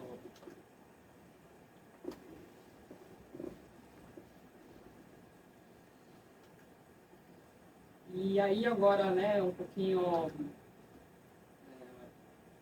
eu acho assim, das pessoas que eu fotografei, lógico que vocês estavam falando de pegar o nome, como você vai chegar para essa mulher que está, essa mulher ela estava dentro de uma picapezinha pequenininha, uma saveiro, atrás da picape tinha 4 caixões, A família dela toda morreu só sobre essa criança. Como você vai chegar nessa mulher e falar, qual que é o seu nome, onde você mora, sabe? Tipo, tem uma coisa assim que você fala, meu, como que você sabe? Como que você vai? E assim, perguntar permissão para tirar foto, né? Então é uma coisa muito. Ao mesmo tempo que antes eu falei, você pensa uma mosca na parede, você também, de alguma forma, você tem que pedir permissão. Na época que eu estava fotografando, não era todo mundo era fotógrafo ainda, tá? Não tinha todo mundo tinha um celular ainda tirando foto. Então era um pouquinho mais fácil, eu acho. Porque as pessoas ainda acreditavam em você, se você tinha aquela câmera e você estava lá, era por uma razão, não era simplesmente para ter mais likes no seu Instagram, ou o que seja, né? Não crítica, mas você realmente estava ali a trabalho. Às vezes era uma coisa muito sutil, você olhava para a pessoa, esperava, ela dava, né, esperava dar meio como ok, ou assim, e aí você começava a tirar as fotos. Assim, você tem 3 fotos para tirar aqui, você não pode chegar nessa pessoa e ficar galopando, não dá, né? Você tem... O mais simples possível. Tira uma foto e vai fora, sabe? E você também não quer tirar, de certa maneira, a dignidade daquele momento daquela pessoa, né? Para você tirar uma foto bonita, ou que seja forte. Então, tem um pouco um conflito desse, que você quer tirar aquelas fotos boas, mas você também tem que, de certa maneira, pedir permissão. O fotojornalismo é um pouquinho mais, você pode tirar as fotos, né? Em lugares públicos você pode tirar foto, só em lugares privados, né, que você não pode, mas aí é uma questão do seu senso de ética, do seu senso moral com a situação que você está vivendo. E a última etapa, que eu acabei ficando 9 meses no Haiti, então fui para ficar 2 semanas, eu fiquei 9 meses morando no Haiti, eu morei numa comunidade, quer dizer, não tinha praticamente nada, eu morava com mais 2 outras jornalistas. E isso aqui são fotos um pouquinho mais para frente, onde as pessoas, né, então já tinha tentado pegar as pessoas que estavam, salvar as pessoas vivas, já tinham se livrado dos corpos, e agora chegou, e agora? O que a gente faz, né? Então a gente ainda ficou sem luz, ficou sem água um tempão, sem comida, e a primeira coisa que você tem que fazer é onde eu vou dormir hoje? A sua casa caiu, você não tem lugar para dormir, para onde você vai? Então, rapidamente, todos os parques e praças da cidade, campos, que sejam campos de futebol, lugares abertos, né, porque as pessoas tinham medo de voltar para dentro da casa, porque continuavam tendo tremores, né? Foram pegos para fazer campos, né? Campos de não são refugiados, mas refugiados do próprio país, em seu próprio país. Isso também demorou pra caramba, você tinha de novo, né, gasolina, né, problema com conseguir entrar ou sair do país, então tinha um monte de gente querendo vir para Porto Príncipe procurar os familiares, não, você não tem celular, não tem nada, não tinha nada, gente, nada, tudo, né, esquece, tipo, nada funciona. E muita gente querendo sair do Haiti. Então você tinha, assim, e as ruas, mas muitas ruas, né, fechadas, então não tinha acesso. Então, filas imensas, assim, quando a gente reclama um pouco de perdas de gasolina, a gente fala assim, vai para aí de 2010, você vê que era uma festa, só ficava 3 dias na fila para conseguir encher um galãozinho de 20. E então aí foram surgindo, né, aqui eu acho que dá para ver um pouco, né, as pessoas demarcando onde iam colocar suas tendas. E sem nada, né, esquece higiene, esquece segurança, né? Então, no começo até acho que tinha uma certa... Todo mundo estava no mesmo barco. Então, no começo, as primeiras semanas, todo mundo tentava se ajudar. Alguém tinha uma água, dava água para o outro. Alguém, sei lá, tinha comida, assim, dava comida um para o outro. Aquela troca feudal, né? Exatamente. Mas aí depois, rapidamente, virou um lugar meio perigoso, né? Então, começaram os estupros, começaram os assassinatos, começaram a ter morrer, mas claro, tinha uma dívida comigo, então vamos aproveitar, né, e pegar essa dívida. Então, começou muito rapidamente a virar um lugar extremamente violento. E, enfim, já tinha uma pobreza, já tinha vários problemas antes do terremoto. Depois do terremoto, isso só o sistema, tudo que era ruim ficou pior, né? Não tem nada que, digamos, ficou melhor. Apesar de ter muita ajuda, mas não chegava e não era suficiente. De guerra. E, bom, e aí por isso começou o patrulhamento também, né? Então, isso aqui é tipo, é um parque, uma experiência que é a casa dessa pessoa, mas tinha que ser totalmente patrulhada, porque senão iam começar a ter mais mortes, mais estupros, mais gente roubando uma coisa do outro, enfim. Não foi bonito. Mesmo assim, são pessoas muito resilientes e muito positivas, quer dizer, muitas vezes as pessoas falam, né, ou escutar, falar, nossa, a gente não tem uma cara de ser tão bravo, né, de ser tem um olhar tão forte, e assim, tem mesmo, né, se dava um sorriso, a pessoa se derretia, assim, e você falava que você era brasileiro, então era festa para todo quanto é lado, então eu acho que, apesar de toda a tragédia que eles viveram, eu tenho muito carinho pelos haitianos e pelo Haiti. Você estava aqui falando das pés, né? Pés de animal. Então, como que você vai mostrar as filas imensas, né? Tem aquela outra da gasolina lá, mas como que você vai mostrar a realidade? Né? Então, cara, o cachorro está melhor que a galera, né? Então, tem algumas fotos de filas, porque isso virou a realidade durante vários dias. Então, para você conseguir, o pessoal se segurava na parede para não perder o lugar. As pessoas empurravam e tentavam ser mais fortes, mas o pessoal tinha que segurar aqui na parede para não perder o lugar, para não furar em fila. Então, esse pessoal ficava na fila assim, horas para conseguir uma garrafa de água, sabe? E todos os caminhões, toda a ajuda extremamente guardada, né? Então, militar extremamente bem. Militar não haitiano, mas tinha também, mas das nações, né? Principalmente das Nações Unidas. O brasileiro tinha muito brasileiro lá, mas tinha gente de todo mundo, gente muito grande para tentar manter a segurança. E muito rapidamente, o pessoal também reclamando, né? Essa mulher aqui, eu lembro, especificamente, ela falava, não, estou tentando ajudar, né? E ela falou, mas cadê a ajuda? Sabe? Você é a quinta pessoa que está tirando a minha foto, você não falou aqui, mas você é a 25ª pessoa que está tirando a minha foto, tá falando que vai vir ajuda, cadê a ajuda? Né? Então, também foi um momento assim que você fala, cara, eu não sei, eu não sei se o que eu estou fazendo vai te ajudar, eu sinto muito, né? Eu não posso te garantir que essa foto que eu estou tirando em você, que eu estou tirando a sua dignidade de alguma maneira, que isso realmente vai te ajudar. Então, também é uma coisa muito difícil, né? Você conseguir falar para a pessoa, olha, estou para te ajudar, mas você está lá tirando uma foto, sabe? Essa foi a minha parte do Haiti, né? Então, um ensaio fotográfico, para assim dizer. Agora, vou mostrar algumas fotos um pouco mais light, tá? Para também ser um pouquinho mais, para a gente não acabar num lugar tão pesado. E algumas coisas assim, sabe? Só para, enfim, só no foto do Google, não, mesmo pessoas que querem fotografar um pouquinho melhor, com smartphone que seja, essas coisinhas aqui que ajudam a gente a tirar fotos melhores, tá? Não vou falar em cada foto agora que vai passar, mas presta atenção nisso. Então, regra de um terço, não sei se vocês conhecem, mas se você pega essa foto aqui, assim, divide ela em um aqui e dois aqui, então você tem três segmentos aqui, você tem 3 segmentos aqui, 1, 2, 3. E o interessante é nunca colocar o seu, nesse caso talvez até está um pouco quase no meio, mas você nunca quer colocar só o seu foco, não nunca, tá? Mas não é também assim toda a foto tem que ser, mas você quer tentar não colocar as pessoas ou o seu sujeito no meio. Então você quer sempre num terço ou num terço para cá, pode ser embaixo também, tá? Mas isso é uma das coisas, então essa seria a regra do 1/3. Contraste, né? Então essa foto demonstra bem, então você tenta trabalhar com contraste, seja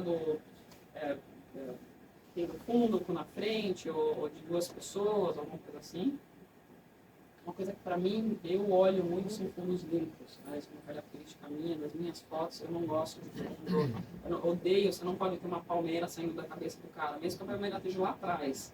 Tem que tentar limpar o seu fundo. Tá? Então, sempre olhar, cara, é questão de um passo, dá um passo para o lado, abaixa um pouquinho, sobe um pouco e você limpa o seu fundo. Ângulos diferentes, né? Então tentar olhar um pouco, você está cortando a cabeça, é maravilhoso, corta a cabeça, deixa só o pé, corta a metade do poço, tenta subir em algum lugar, ficar mais alto, ficar mais baixo, né? Tinha uma professora que falava, usa o seu joelho, sabe? Você não tira a foto assim, não tira nenhuma foto assim.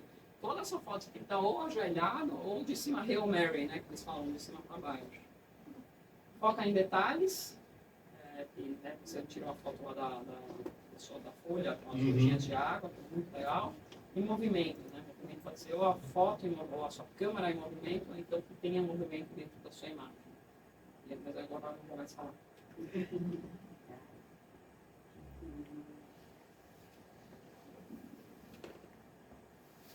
Essa anterior, ela estava na capa do New Essa foi a York capa Times, do New né? York Times. O que era esse prédio? Essa aqui foi a abertura do Burj Dubai, Do Burj Dubai. que depois virou Burj Khalifa. E aí eu morava lá, então conhecia esse lugarzinho, esse fake, né? Não é que é fake. Mas tinha esse lugarzinho aqui que eles fingiam em ser assim, tradicionais, né? Com a palmeira tâmaras, as tâmaras, então tinha as tâmaras. E tinha esse lugarzinho aqui, aí eu fiquei mais essa coisa, né? Tem várias fotos parecidas com essa, tem umas que foram, tem uma outra lá que eu acho que saiu no Time também, que é as luzes estão diferentes, mas eu fiquei aqui, deixei meu telefone ali assim, minha câmera no tripé, e fui tirando as fotos. E do meu lado já tinha um telefoninho, né? Tá trabalhando na Reuters, então era mais fácil. Mandei para a Reuters e imediatamente foi uma das primeiras fotos a entrar na Reuters e o New York Times já pegou e depois o Time pegou uma outra foto parecida, mas com outras luzes. Mas aí também conheça, né? Era fácil, era mais fácil para mim, porque eu conhecia, eu sabia onde tinha isso aqui, né? Então, o contraste, né? O contraste do velho com o novo. E o ângulo pode ser torto, não tem problema, né? Porque é tudo modernista, tudo maluco lá em Dubai, então tudo bem, não precisa ser uma foto retinha, ela pode ter esse movimento, esse linha de horizonte meio torta. E é um prédio enorme, né? Então, assim, se você não tem a câmera, nenhuma câmera vai pegar isso, mas ela sempre vai estar distorcida, sempre vai ter uma distorção. Já que vai ter uma distorção, nem tenta fazer a foto ficar reta, porque você não vai conseguir. Então, tenta jogar com alguma outra coisa. Legal que você falou do contraste do novo velho, quer dizer, não é só um contraste estético, ele pode ser conceitual também, sim, né? Sim, pode ser conceitual, sem dúvida. Aqui, olha, uma coisa que eu vou falar, uma dica, esse aqui, no slide não coube, mas isso aqui me irritaria profundamente, tá? Mas a foto, ela tem o pé do cara, tá? Então, não corte o pé. Se você for cortar o joelho, ou é pra cima do joelho, ou é bem pra baixo, ou é aqui na canela, ou então você tem que deixar tudo. Mas essa Nunca da foto, ela tem o pé, articulação, tá? né? Exatamente. Nunca nas articulações. Agora que também também.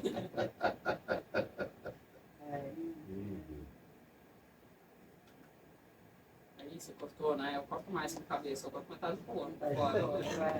Tem olha, essa mãozinha aqui, ó. Sem jeito, né? Sem jeito. Eu tô fotografando ele, você vê isso aqui na mãozinha dele. Aí você foca nesse detalhe. Essa mulher, eu fiquei com ela um tempão. Não, mas uns 2 dias.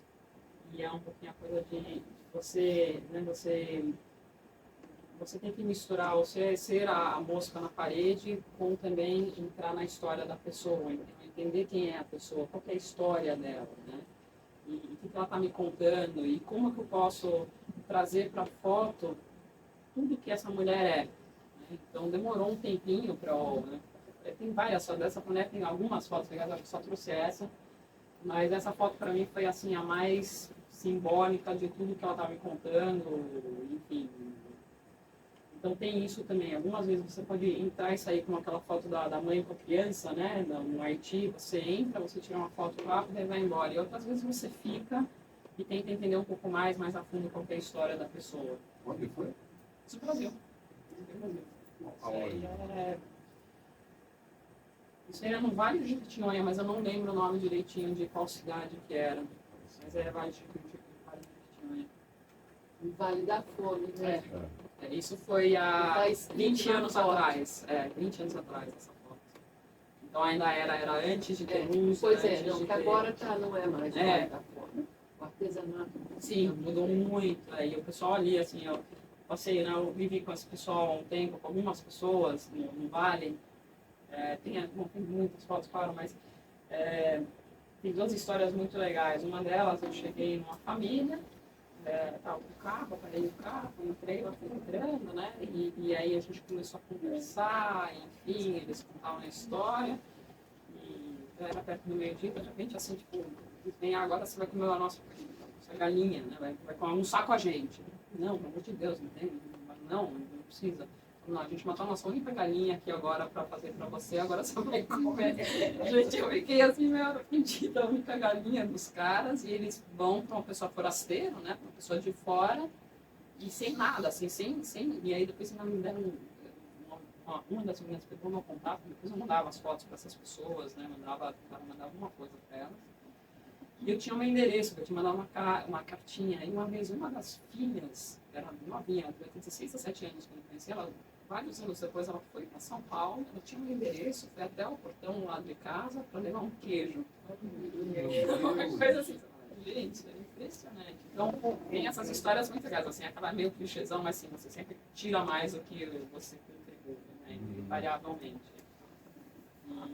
E a mesma história eu fiz lá, eu fiz uma, não coloquei aqui, eu acho que não adicionei nenhuma dessas fotos, mas no Vale de Jequitinhonha eu estava dirigindo e aí eu vi assim uma chupininha, realmente, uma cabaninha, com três ou quatro rapazes. O que vocês estão fazendo? A gente é mineiro, tradicional, não sei o quê, a gente procura uma linha. Cara, posso acompanhar vocês? Né? Assim, meio loucura, né? Eu tinha, sei lá, 20 e poucos anos, não lembro nem do nada, assim, homens, e eu desci com eles na mina, e era assim, era um cavalinho, você senta um cavalinho numa cordinha, e o negócio ia descendo, uns quantos metros desceu lá, fiquei numa mina completamente, assim, não sei como ela não cai, não quebra, passei também um dia inteiro com ele, então eu cheguei na manhã, a gente subiu, almoçou, aí de novo me deram comida e tudo, desci de novo, e depois fiquei com eles até a noite. E assim, pessoas, nossa, foi uma experiência assim incrível, mas você vê, né, como você está falando, naquela época era realmente uma desgraça, assim, o pessoal comia amendoim, paçoca, né, algum tipo de paçoca, café, era isso, era o que tinha para comer, era isso, Vida de saúde. Não, tipo, não tinha absolutamente nada, e a única galinha que eles tinham era no Natal me dava, fiquei assim, chocada, definitivamente. Urbano aqui, né? Não, é que o Lula acabou de chegar de Cuba. Entendi. Eu morei um tempo em Cuba também. E eu morei com a prostituta, inclusive. Era completamente, isso era antes, o Fidel ainda estava vivo. E eu consegui com eles viajar em vários lugares. Eles me levaram para o clube de beisebol, levaram para várias coisas que eu não ia ter acesso se eu tivesse simplesmente, né? E aí muda totalmente. É uma câmera pequenininha, uma lente, nada mais. Você se vira com aquilo lá, porque eu não podia estar tirando aquelas fotos. Eu falei, eu não podia ver que eu estava tirando aquelas fotos. Eu tenho algumas fotos de Cuba aqui, não são todas, né? Não é?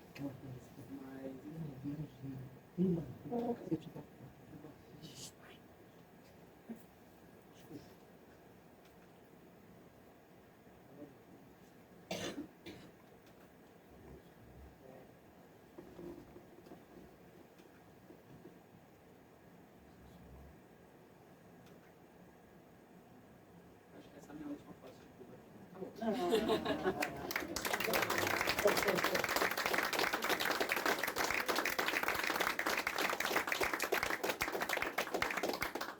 Quem tem alguma pergunta?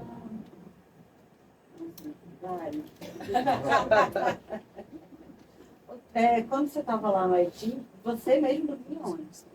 Tinha uma casa, tinha uma estrutura, você falou que dormia com outras duas jornalistas? Não, quando eu cheguei logo no começo, eu morava numa tenda mesmo, peguei uma barraca, e nessa barraca mas assim, os jornalistas tinham pego temos o jardim de um hotel, que também tinha caído e tudo, mas tinha o jardim de um hotel, então tinha vários jornalistas lá que virou como se fosse o lugar também onde a gente... exatamente, o dia que a gente voltava para conseguir subir as imagens também. Então, e assim, você acaba criando uma comunidade muito forte, né? Então você não quer estar com todo o seu equipamento, né? Equipamento fotográfico, sim, mas com sua roupa, com sua comida, que seja, você não vai estar carregando. Então, olha aí, assim, você, enquanto um está dormindo, outro está fotografando, outro está trabalhando, aí o outro dorme, era meio cama quente, assim, tinha uma barraca, você ia, posso usar sua barraca para dormir? Pode, então vai lá, sabe? Então, se criou uma comunidade também bem forte entre os jornalistas do mundo inteiro. Então, tinha coisa boa também, né? No desastre desse, você acaba conhecendo muita gente, você tem um pouquinho, né, um ajuda o outro. Como é bom depois de 9 meses no Haiti para civilização. Assim. Então, você começa as coisas, né, a coisa da, é tudo relativo, né? Então, sei lá, no começo foi bem difícil, porque eu via as pessoas reclamando, eu estava em Dubai, né? Fui para Dubai, e aí as pessoas reclamando que o café delas do Starbucks não estava quente o suficiente, ou estava com muito chantilly, ou não tinha chantilly o suficiente. Eu falei, gente, vocês não têm noção, sabe? Tipo, então, foi difícil, foi bem difícil voltar. E eu acho que é uma coisa que todo fotojornalista, falando de guerra, conflitos, essas coisas, sente, tem que trabalhar com isso, né? Você sai, você está no avião de volta para sua casa, tomando um drink, tá tudo bem com você, as pessoas continuam lá, a pessoa está lá ainda, você não resolveu o problema. Isso te corrói por dentro muito fortemente. Mas, assim, eu vim para Paraty há 10 anos e não coloco uma foto. Então... Eu tenho duas perguntas. Eu acredito que a arte, a gente sempre busca uma maneira de expressar ela. Você que trabalhou muito tempo com a fotografia, eu gostaria de saber onde você está colocando essa criatividade agora. E outra pergunta é, tem mais de 10 anos que você não atua com foto de jornalismo. Você sente saudade ou você sente que o seu trabalho é feito? Como é que é? Legal as perguntas. Eu trabalho com da hotelaria agora, acho que 10 anos. E, logicamente, muito diferente, é muito bonitinho tudo, é muito bacana, mas não deixa de ser uma maneira de se expressar ao seu lado sobre artístico, né? Então, tudo que você pode fazer numa pousada, também tem a cozinha, então eu aprendi a cozinhar, e aí a apresentação do prato, na pousada, como que você vai, quais são as cores que você vai pintar as portas, então você tem muitos lugares onde você pode se expressar, o jardim, então como que eu vou fazer a minha jardinagem, tem várias maneiras, a louça que você vai usar tudo, né, de tudo, a roupa de cama, a toalha, então é muito diferente, né? Mas existe uma maneira de você, eu acho que você pode se expressar artisticamente qualquer coisa que você faça na vida, né? Então você pode, no seu dia a dia, você pode expressar um meio artístico que você tenha. Você respondeu? Tá? Sobre sentir saudade, eu tenho menos saudade do Haiti, mesmo que assim, eu saí de lá, eu fiz muitos amigos lá, haitianos também, e eu adorava a música, quer dizer, eu gostei muito da experiência de lá. Mas eu teria mais saudade de fazer uma reportagem profunda como essa que eu fiz no Brasil, que tem poucas fotos, mas aquela da senhorinha, não sei como estaria hoje. Eu teria mais interesse em fazer um trabalho de reportagem mesmo. Então não precisa ser necessariamente uma zona de conflito, uma zona de desastre catastrófico, mas, e assim, é muito legal, todo mundo, cara, pega a vida, o que é um caiçara, por exemplo, o que é um caiçara, e vai e acompanha o caiçara, tudo que tem, de fazer a rede, de pegar o peixe, de, enfim, plantar mandioca, não sei o que é, né, então, se aprofunda nessa temática. Para mim, isso é trabalho, tá? Para mim, no jornalismo, as minhas fotos sempre foram trabalho, nunca foi hobby. Então, para eu fazer isso, primeiro, ou tem que ter, não é pelo dinheiro, tá? Mas tem que ter alguém me pagando para fazer isso, para eu ter um foco, tá? Para conseguir fazer aquilo, então tem que ter um porquê de eu estar fazendo aquilo, porque não deixa de ser uma invasão na vida de alguém. Né? Então, pode ser muito legal, porque você imortaliza aquela pessoa, aquela situação, mas não deixa de ser uma invasão de privacidade na vida daquela pessoa. Então, para mim, tem que ter um fundamento. Eu tenho que estar fazendo aquilo para sair num jornal, sair numa revista, para sair em algum lugar. Isso para mim, pessoalmente. Tá? E a outra coisa, eu vendi tudo, eu não tenho câmera. E eu, pessoalmente, de um super pessoal, eu não acredito em fotografia de iPhone. Então, fotografia de iPhone é muito legal para você tirar uma... Muito legal, super bacana. Todo mundo tem uma baita de uma ferramenta na mão. Para mim, eu preciso da minha câmera, eu preciso de uma lente, que é aquela distância que eu tenho, não é um telefoninho que eu estou usando para no meu bolso, não, é uma ferramenta, eu estou trabalhando. Eu não tenho mais, então nem poderia fazer a reportagem dos caiçaras agora. A pergunta que eu ia fazer, você já respondeu, assim, você não pensou em migrar do fotojornalismo para uma fotografia artística, conceitual, uma coisa do gênero? assim, de novo, eu tenho o meu viés, eu tenho o meu lado artístico, mas para mim a fotografia nunca foi por causa da arte. Ela foi para expressar ou para contar uma história. Então, a fotografia foi o meio que eu encontrei para contar uma história X, Y, Z. E para mim é isso que eu gosto de fazer, isso que eu faço. Eu quero contar algo. Não sei, talvez para mim não faz sentido tirar uma foto de uma flor. Nem que seja muito legal, os exemplos que você trouxe, eu acho que muito válido, artístico, bacana, muito legal, mas para mim, pessoalmente, não é o que eu faço, não é a minha visão, não é como eu entendo a fotografia. Bem, Eu já nunca farei o que você faz, porque eu fico horas fazendo foto da mesma coisa. 35 mil fotos de uma folhinha. Ainda bem que vocês fazem trabalho diferente, Exato, Porque exato. A minha visão é ficar 1 hora naquela folhinha fazendo 50 mil fotos. Exatamente. Mas eu às vezes ficava 1 hora, mas não tirando a foto, mas esperando a Não, foto esperando acontecer, não. É. Eu já não tenho paciência para esperar acontecer. Não, fica lá, nossa, horas às vezes, horas esperando aí, assim, pronta, né? Então, dessas. Vai dar puta, passou agora, porque eu tava chacoalhando a peça, sabe? Mais 1 hora esperando, sabe? Então, Ana, eu gostaria de fazer 2 observações e uma pergunta. Primeira observação. Você referiu no início, se eu entendi bem, que se frustrou. sim. Eu achei isso prova de muito culhão. Porque normalmente nós vivemos de uma forma que as pessoas têm muito medo de assumirem as suas frustrações. Então eu achei isso incrível. Obrigada. A segunda coisa, você falou de alguns princípios do fotojornalismo. E anos atrás, quando eu fiz Direito, eu estudava Direito de manhã e Jornalismo à tarde. E algumas coisas que nós aprendíamos no jornalismo é que, excetuando o jornalismo de opinião, nós devíamos ser objetivos e reportar a realidade. Nós vivemos num mundo atualmente, principalmente no Brasil, que é onde eu vivo há 19 anos, em que o jornalismo é totalmente manipulado. Independentemente de que ideal ou ideologia, nós sabemos uma CNN, nós sabemos uma Globo, sabemos uma Record News, sabemos, enfim, tudo isso. E eu acho isso transforma o jornalismo, a meu ver, na puta da República. Porque, face ao que eu estudei, o jornalismo hoje em dia é um instrumento de arremesso. Eu não concordo com isso. Não concorda? Não concordo que deva ser um instrumento. Sim. Eu acho que o jornalismo tem o jornalismo de opinião, em que cada um faz a sua terapia, diz aquilo que entende, mas depois existe o jornalismo que não é de opinião. E, então eu fico muito, muito incomodado no jornalismo brasileiro e não só, porque acho que realmente é uma puta da República. E as pessoas têm muito receio de falar do jornalismo como sendo, se eu criticar, eu estou a ser fascista. Isto não tem nada a ver. Isso é uma visão de uma realidade colonizada. Nós não temos que ter medo de dizer nada, principalmente aquilo que é objetivo. A pergunta vem agora.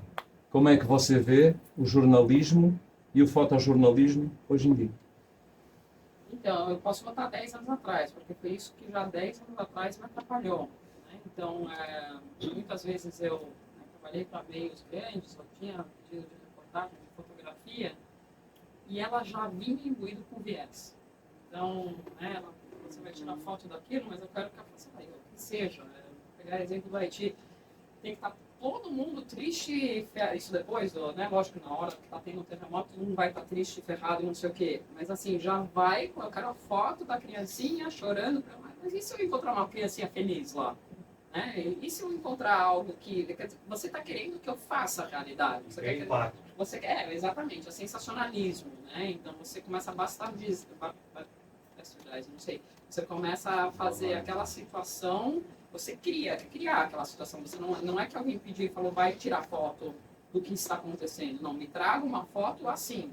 Eu não vou fazer isso. Eu não vou tirar uma foto do jeito que você quer. Eu vou tirar foto do jeito que eu vejo ela. Né? De novo, é quase impossível, eu falei isso lá no começo, que a gente não coloque a nossa personalidade, a nossa subjetividade para dentro de uma foto.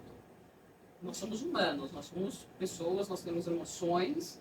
Mesmo que a gente queira criar uma muralha enorme, invariavelmente você vai colocar o seu olhar naquela foto, naquela coisa que eu falei. Se eu escolher só de tirar foto sua, eu já alterei a realidade, né? Eu tô pondo a minha visão, que eu só quero tirar foto dele porque tem óculos. Então, todo mundo tem óculos? Não, é só ele, mas porque ele tem óculos.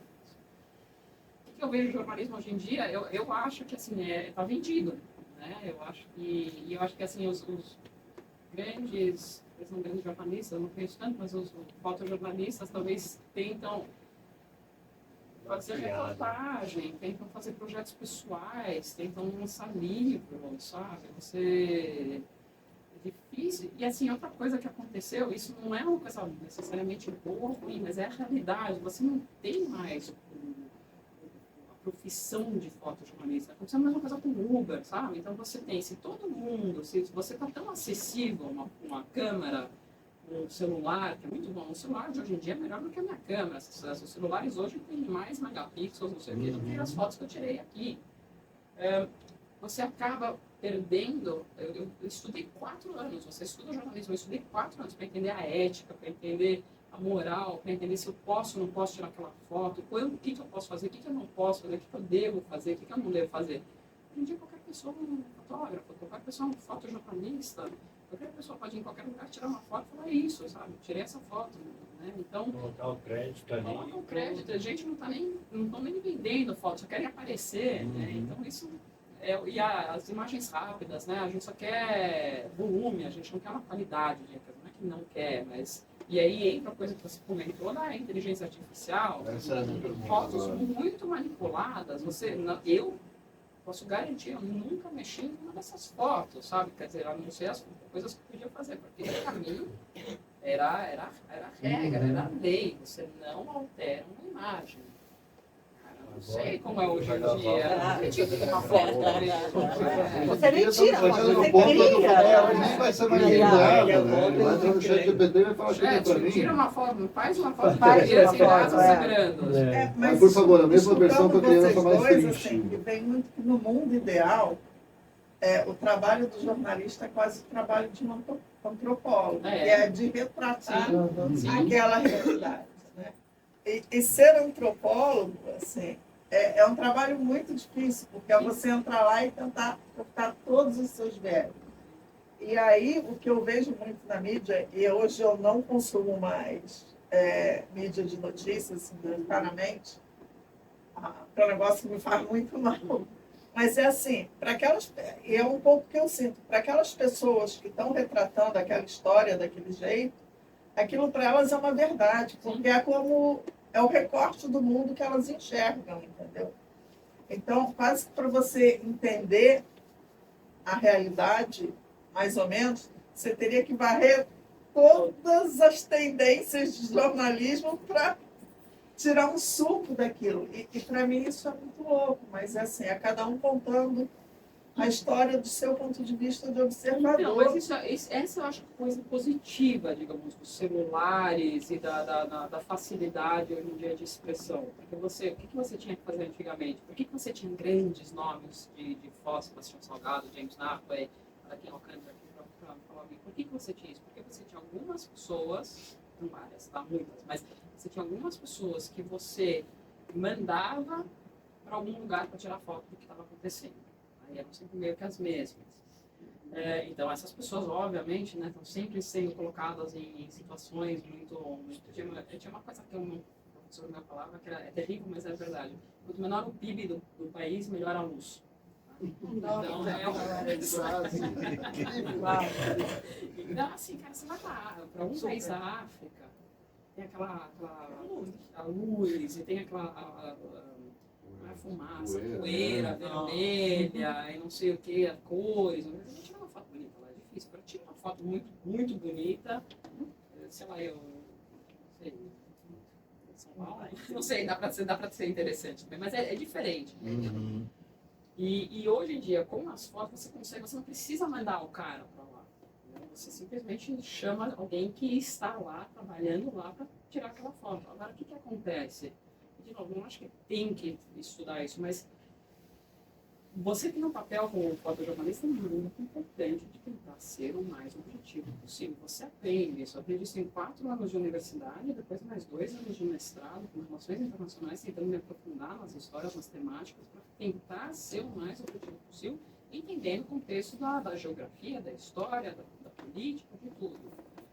Se fica muito fácil qualquer um tirar foto, como você sabe que aquela pessoa estudou ou realmente foi a fundo no tema, não sei o que, ele não está simplesmente tirando a foto mais fácil e mais rápida e mais sensacionalista possível. Então é muito difícil, né? Igual o fotojornalismo, eu não sei. Não sei se existe fotojornalismo ainda, assim como eu conheci ele. Eu estava no finalzinho dele. Eu sempre brincava, se eu tivesse nascido 30 anos antes, eu teria sido fotojornalista por da vida, porque é muito legal, mas eu cheguei no final, eu acho que eu cheguei no finalzinho do fotojornalismo quando eu saí, 2014, os iPhones que tinham, todos os Samsung, os iPhones, não sei tudo que tem, matou o fotojornalismo, ao meu ver. Você ainda pratica alguma coisa ligada ao jornalismo? Você continua fotografando, né? Eu quero. Mas só se tiver for, né? Falando de foto de iPhone, eu gosto muito da analógica, então eu queria saber como que funcionava na época da película, né? Como você fazia. Eu sempre trabalhei com digital já. Eu estudei com película, eu fiz a revelação, essas coisas todas, e eu comecei, meus trabalhos já foram digital, mas eu comecei, o meu estudo todo foi em cima de 36. Tem 36 fotos, você não pode abrir o filme, você não pode... Não, mas eu digo o timing desse envio, porque você falou que você buscava usar link... Eu sempre trabalhei digital. Eu nunca, nenhuma tem algumas fotos aqui que talvez tenham, mais que eram mais essas últimas que eu mostrei. O IT era tudo digital. Mas era digital, era CF grande, eu não sei mais como estão as câmeras hoje em dia. Faz 10 anos que eu não sei como está uma câmera. Mas é CF. SD, né? Não, era grandão, assim, você tinha, sei lá, 5 gigas lá, era o máximo que você tinha. O 5 dele era CF, ela ainda usa, inclusive. Ainda usa CF, né? Acho que é 3. Essas coisas assim, no final do negócio, se vocês querem, tipo, se você gosta de câmeras, às vezes você investe em lente. A única coisa que importa é a lente. A câmera, não importa. Quer dizer, importa muito pouco, né? Então, o que importa é uma lente boa. Eu sempre trabalhei com lente rápida e fixa. Para mim, a minha lente era sempre 2.8. Não sei bem o que estou falando aqui, mas a lente era 2.8 e eu tinha uma lente que era 50 de 1.4.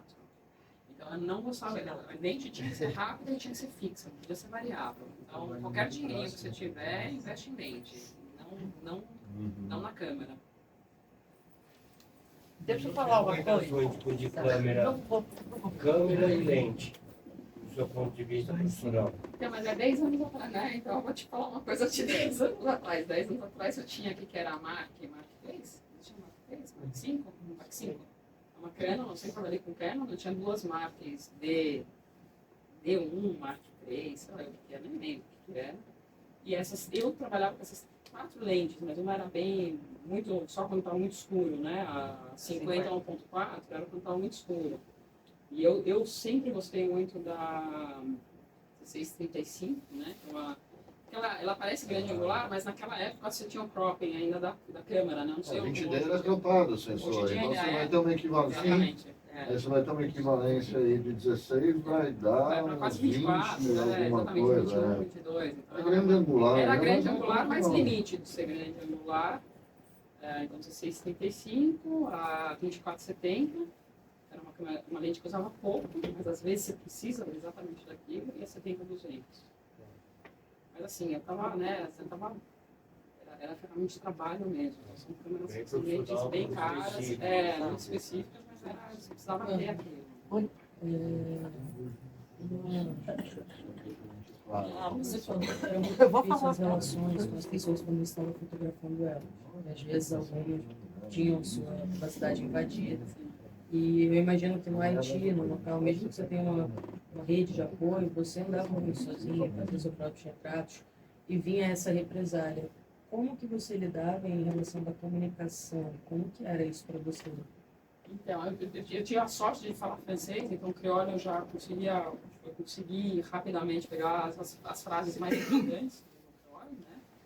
E aí o que todos os jornalistas, né, todos talvez não, mas a maioria dos jornalistas vão ter, quando vão para um país onde eles não falam a língua, que é desconhecido, que era o meu caso também, você tem uma coisa que chama fixer.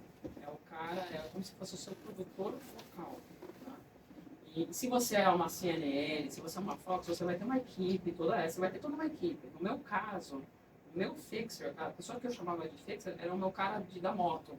Então, eu só andava de moto, eu só tinha que andar de moto. Tá? Então, eu contratei um motoboy, eu tinha o nome dele, o número dele, ele me atendia 24 horas, né, por dia, eu tinha o número dele, eu ligava para ele, tinha meu capacete, ele vinha me pegar e ele tinha que ficar assim, era absurda a confiança que eu tinha que ter naquele cara, porque não só de fotografar na garupa da moto, muitas vezes, cara, tinha umas histórias assim que a gente estava, um grupo de fotógrafos, jornalistas lá em um lugar X, em um lugar chamado Petionville, e a gente ficava sabendo que lá embaixo tem um tiroteio.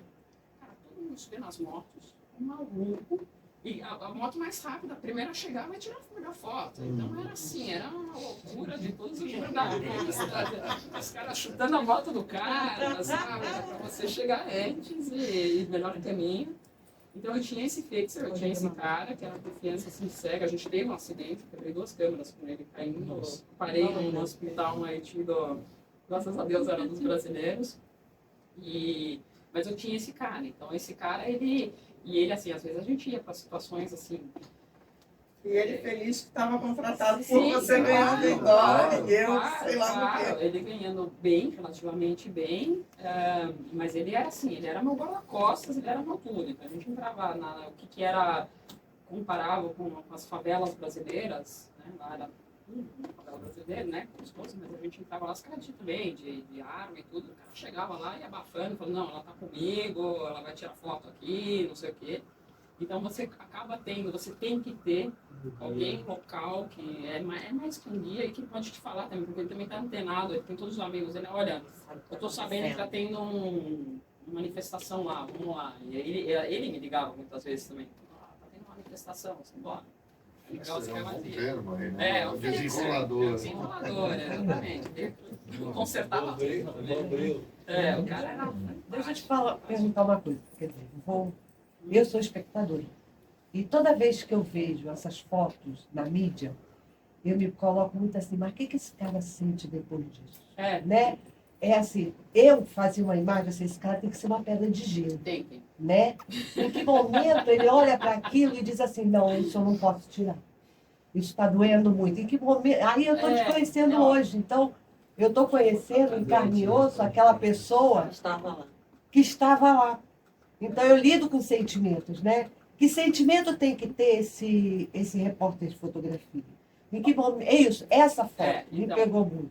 Qual é o momento que você diz assim, cara, eu sou humano, eu não vou aguentar essa dor. Não, mas eu tenho que trabalhar. Não, mas eu não quero. Então... Como bate isso em você? É terrível. Eu saí do jornalismo porque eu senti...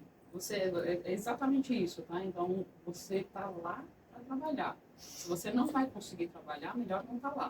Isso é um mantra que te fala mesmo. Se você vai sentar aqui e chorar, melhor você não estar aqui. Você não chorou Você está usando... Não, estou falando que o melhor recurso, tá? Então, porque você está usando água, você está usando recursos que poderia estar dando para outra pessoa. Então, melhor você não estar aqui se você não vai fazer o seu trabalho. Então, esse é o mantra com o qual você vai. E você acaba, né? Em inglês tem uma palavra que se chama jaded. Você acaba ficando, realmente, você não pode, você corta suas emoções, tem psicólogos aqui que podem só explicar melhor o que você faz, mas você corta todos os seus vínculos com as suas emoções, coração de gelo, vamos embora. Essa foto foi a única foto que eu desabei. Eu tirei essa foto. E é uma foto que fora de contexto, sem o contexto que você traz, é uma foto linda. Exatamente. Eu tirei a foto, saí fora, para a pessoa também não ver, saber, eu passei uns 15 minutos chorando a prantos. Ai, assim. Que bom que você chorou. Prantos, mas aí eu parei também de fotografar. Em 2014, o que aconteceu? Um pouquinho antes, teve a Primavera Árabe. Não sei se vocês lembram, aquela coisa que foi tudo Líbia, Egito, e toda a turminha de jornalistas que estavam no Haiti foram para lá. primeiro a Líbia, depois Egito, depois Tunísia, enfim, foi onde nasceu a ISIS, mais ou menos. Eu demorei um pouco, eu ainda estava terminando um pouco aqui no Haiti. E o tempo que eu estava no Haiti, 3 colegas e amigos meus foram mortos lá. Um foi decapitado, um pisou numa mina, que explodiu todo o carro, e o outro numa manifestação, tipo, socado. Né? Caiu numa manifestação socada. E aí, nessa hora, eu falei, quer saber? Se eu continuar trabalhando com isso, ou eu vou morrer, ou eu vou virar uma pessoa, tipo, completamente... Não vou mais ser pessoa, não vou mais ser humana. Eu vou virar uma pessoa, uma pessoa sensibilizada, e eu não quero isso. E eu acho, assim, até de certa maneira, por que você não mostrou o seu trabalho antes? Eu acho que demorou esses 10 anos, um pouco aqui de Paraty, para eu conseguir um pouquinho recuperar tudo isso que eu vivi. Porque, assim, é um fragmento pequeno das coisas que eu vi. Eu tenho vários, mas não é que eles estavam de 3 HDs. Eu sou da época que você colocava tudo em HD. Então, eu tenho 2/3 do meu trabalho. Fui embora para sempre. Como é que sua família lidava com isso? Ali tem meu irmão, pode perguntar para ele. Como é que a família lidava com isso? Acho que eles não sabiam, mas você pode falar, mas eu acho que nunca se soube o quanto. Mas... o grau de riscos, assim, eu acho que no momento a gente não era tão consciente pra gente, né? Depois... E ficou, né? Depois você... E aí, não é legal, assim, não é uma coisa boa. Assim, eu tô aqui no Haiti, não tem luz, não tem água, tá? Mas ela estava vendo isso na mídia. Ela sabia que a sua família sabia. Não chega, chega uma foto dessa. Chega uma foto assim, não quer dizer. Nessa época eu estava nos Estados Unidos e assim, a gente era. Não, lá tinha muito, assim, lá tinha muito bombardeamento. Mas você chega essa foto, com essas fotos, essa foto com essa nunca foi realidade. publicada. Essa foto nunca foi publicada. Você não pode pôr uma foto com gente morta na foto. Não pode aparecer isso. Nunca foi publicado. Isso aqui não é publicado, tem cara morto aqui. Sabe? Tipo, e tem fotos piores ainda, mas isso também, isso talvez foi publicado, mas assim, pequenininho, sabe? Então essas fotos não chegam. Isso foi publicado. Mas aqui você acha que está tendo estupro, morte, corpos que você está passando por cima, sabe? Não é a realidade. Quer dizer, é parte da realidade, sim, mas não... Então eu não contava para os meus pais, não dava. Imagina, para os meus pais que eu tô... Não é uma zona de guerra, mas é praticamente uma zona de guerra. Em algum momento teve aquela sensação assim, hoje eu não vi. Não tive. Não tive, porque eu vou te falar que o jornalista, eu não sei se tem aqui, pelo amor de Deus, desculpa, mas o jornalista é um grande filho da puta também, porque a gente vive dessa adrenalina. Sabe? A gente vive dessa adrenalina de conseguir chegar à primeira foto, sabe? Conseguir tirar. Então você tá lá e você...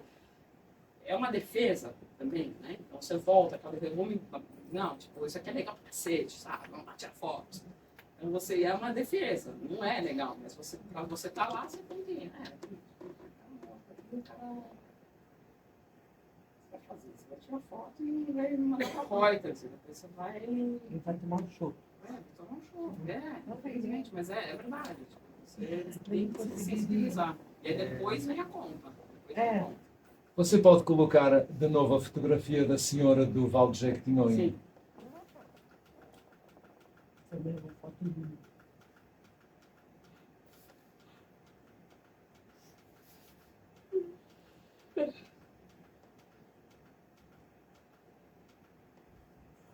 Essa mão é assim uma das mãos mais bonitas que eu já vi. A mão lá de cima.